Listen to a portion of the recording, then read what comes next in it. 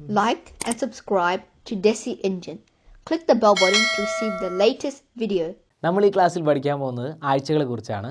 ആഴ്ച അല്ലെങ്കിൽ വീക്കിനെ കുറിച്ച് നമുക്ക് അതിനെക്കുറിച്ച് പഠിക്കാം. ആഴ്ച നോക്കൂ, ആ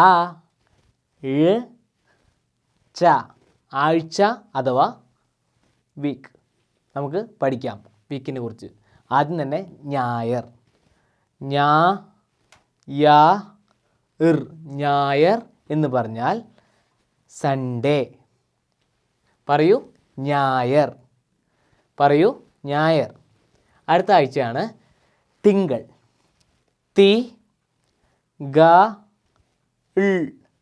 തിങ്കൾ.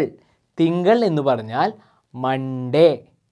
പറയൂ തിങ്കൾ, തിങ്കൾ. അടുത്ത ആഴ്ചയാണ് ചൊവ്വ. എങ്ങനെയാണ് നമുക്ക് ഉച്ചരിക്കുക? ചൊവ്വ. ചൊവ്വ എന്ന് പറഞ്ഞാൽ ട്യൂസ്ഡേ. പറയൂ ട്യൂസ്ഡേ, ചൊവ്വ. ഒരിക്കൽ കൂടി പറയൂ ചൊവ്വ. അടുത്താണ് ബുധൻ,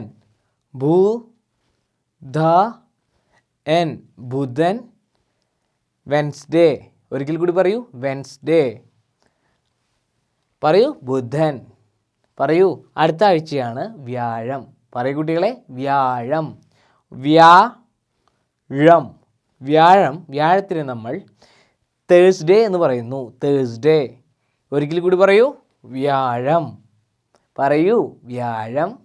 അടുത്തതാണ് വെള്ളി. പറയൂ കുട്ടികളെ,